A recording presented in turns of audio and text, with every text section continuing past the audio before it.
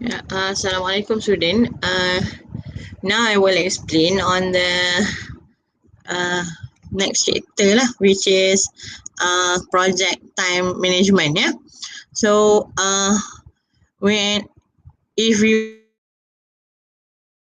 are the project manager, yeah, you have to manage your time lah, manage the construction or project time to make sure you can complete the project within the allocated time lah, the allocated period for your project, right? So let's go to the slide presentation. Okay, go to the slide. All right. Oops. Okay, project time management. Okay, so this is the content for the topic. All right, I will explain one by one. Okay. All right. Okay, for the definition of project time management, it involves the process required to ensure timely completion of the project. So involve the process to make sure your project complete within the time lah. Complete within the schedule. All right. Okay, by planning, estimating, scheduling and schedule control of overall implementation of the project through the successive life cycle. All right. Okay, so for the project time management, it involves planning and monitoring and control stage. So in the planning stage, the project management process involved is the define the activities. What is the activities that involved in your project? Sequence of the project, of the activity of the works of your project. Estimate activity resource. So the resource of your project. So that your activity can be proceed lah. Okay, and then estimate activity duration. So the duration of the activity you have to estimate also. And then develop only then you can develop the schedule lah. All right. Okay, so during monitoring and control stage, so you have to control the schedule lah. The schedule that you have developed, you have to control during construction stage. This one, monitoring and control stage, right? So again, this is the process of project time management. So these 5 process involve in planning stage lah. All right. Control schedule involved in the control and monitoring and control stage. All right. Okay, so first is define the activity. So you have to, as a project manager, you have to identify and documenting this specific activity that must be performed to produce the various project deliverables. So you have to identify and document all the activities that involve in your project, so that you can perform to produce all the deliverables of your project. All right. So you can define the activity through this one, need statement. For need statement is for design and build project lah. So in the need statement you mention what is the requirement of the project. What is the activity that involved in the project, right? Okay, and then this design report, BQ drawing, and the specification. So from there you can define the activity. All right, and then you can also the activity is based on the structure lah, or whatever things that you want, whatever things that is the deliverable of your project. For example, the building, roads, and airport lah, or etc. Alright. Okay. So, this is the example of work breakdown structure, based on the phase lah. So based on this one, you can based from the work WBS, so you can define the activities lah, in a planning stage. So this is the activity involved, so feasibility study, so and then you have to have the site investigation, okay, and then implementation strategy lah, and then in the design stage, so first you have to come up with the activity involved. Is first one, you have to come up with the concept design lah, and then after everybody agreed with the concept design, then you can produce the preliminary design, okay, and then after that, you have already agreed, with the preliminary design, then you can proceed with the detailed design lah. All right. So you, by example structure, concept design, you produce all the layout plan for your project, and for the prelim and detail design, you should come out with all the details, for example, details of each of the elements, and the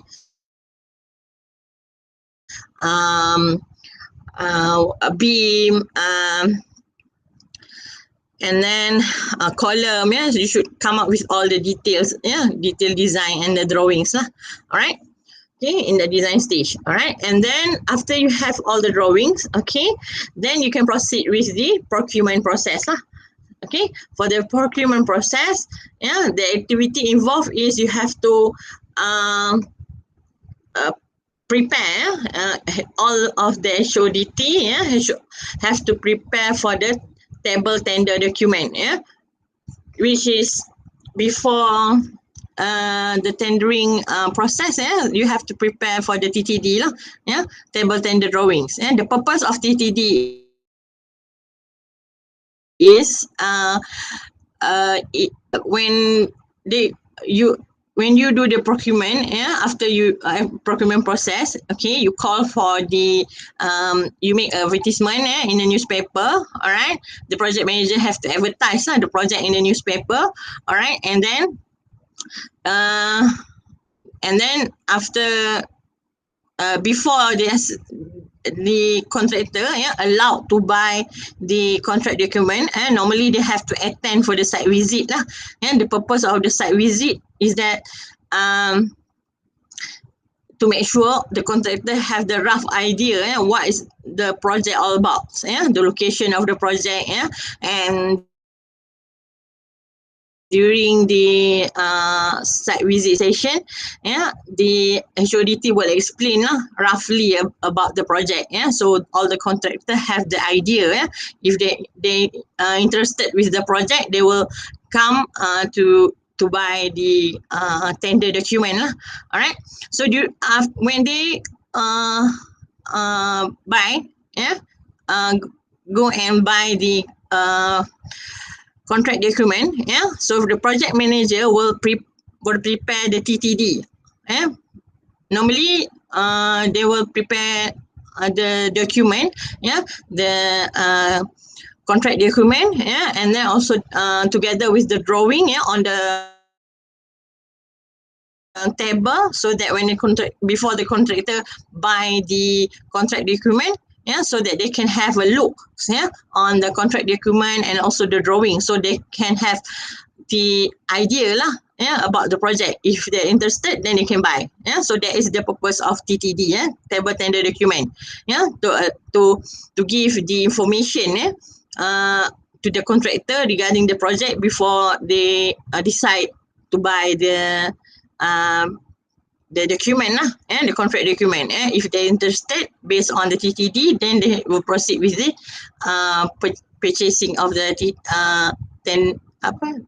tender document. All right. And then after normally the 21 days, yeah, so the contractor have to return back all the tender document with all the tender document, complete with all the BQ, yeah, and to the project manager office, yeah, and then the QS will do the evaluation. All right, so that is the activity lah. Yeah? So they will do the evaluation on the contract document. All right, and then they will name the contractor. Okay, and they will have the tender board meeting. Okay, and then they will recommend and name the contractor for that project. Okay, and then the project manager, yeah, will issue the LOI lah, yeah, letter of intent to the contractor. All right, so that they will award the project to the contractor lah. All right. Okay, and then after the contractor, yeah, awarded the project, okay, and then it will move to construction stage lah. All right. So they have preliminary activities, yeah, to set up the site office, yeah, and buy all the insurance, yeah, and so that is the preliminary stage lah. All right, and then the builders work, yeah. So what is the works that involved in the project lah? The activities, the building works, geotechnical works, for example, the road works, and that is the builders works lah. And of course, they have term and condition, yeah, during the construction stage. All right. And this one is the testing and commissioning, yeah. So during construction stage, they will have the testing and commissioning lah after the project the activity completed, meaning that the structure, if the structure the installation, or the construction of the project, the activities, by example the building is completed, they will have a test and commissioning activities to make sure the things works, yeah. All right, and then move after complete everything, yeah, so you move to handover process lah. So you can hand over before the handover process, yeah, they will have the pre-handover inspection on the quality of the works. All right, and then after that they proceed with the handover stage lah. All right, yeah, so they will hand over the project to the clients. Okay, and then the DLP defect liability period starts lah. So the DLP is depend on the project itself, yeah. Sometimes it will be 1 year, yeah, DLP, or 2 years. It depend on the project, yeah. All right. Okay, so and then sequence activities, yeah, involve identify and documenting interaction, interactivity dependencies, yeah. So dependency or relation, yeah, so that activities can be logically sequence with precedent relation, yeah, meaning that you have to sequence the activities. What the activities come first and what is the activity that come later, yeah. So that is the precedence lah. And then you have to prioritize the project. All right. So for example, procurement can start after design completed. Yeah. So that you have to complete the design, then you can proceed with the procurement stage lah. All right. And then designs. Detailed design can start after verification for preliminary design completed. So you have to verify the preliminary design, only then you can proceed with the detailed design, yeah. Okay, and then the plastering, yeah, can start after brickwork completed. All right. Okay, and then sequencing can be performed with the aid of project management software lah. Yeah, so you can do the sequencing of your activities, yeah, using the software. Yeah, normally there are two software lah, they not commonly used in industry, which is Microsoft Project and Primavera. Yeah, so this one I think you should familiar already lah. Microsoft Project. Yeah, all right. Okay, tools and technique. Yeah, so we have precedent diagram method. So here this is the figure. Yeah, so network diagram that use box. Yeah, so box refer as node to represent activities. Yeah, so and connected with the arrow to show dependencies lah. So the dependencies is depend on the arrow lah. Yeah, so the arrow here. So what is come first and come later. All right, and then arrow diagram methods. Yeah, ADM. Yeah, network diagram that use arrow. Yeah, to represent activity and connect them. So use arrow also lah. Yeah, so the now nodes lah. Yeah, this one. Yeah, the nodes. All right. This now use box. So there is the difference lah between the two. All right. Okay, and then estimate resource activities. Yeah.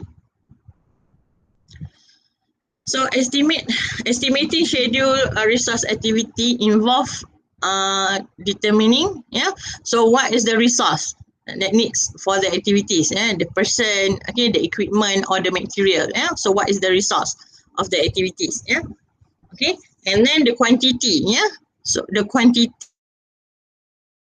of each resource will be used. Yeah. So how much the equipment, the person or the material that you need for the activities. Yeah. And when each resource will be available to perform project activities. So when you need the resource lah to perform the activities. Yeah. All right.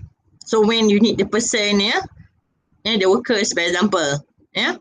When you need all the materials. Yeah. Okay, to proceed with the activity. All right. So that is the estimate resources activities lah. Yeah.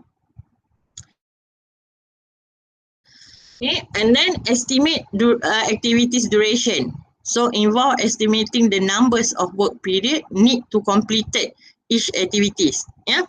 So duration includes amount of time required to complete the works plus elapsed time. So duration is the time that required to complete the project lah, but you have to plus the elapsed time. So elapsed time meaning that by example, if one activity completed, all right, then you want to proceed with the second activity. Yeah, so you need time, right, to prepare for the next activity. So that is the elapsed time lah. Yeah, before the start the new activity. Yeah. So you need to have the elapsed time lah.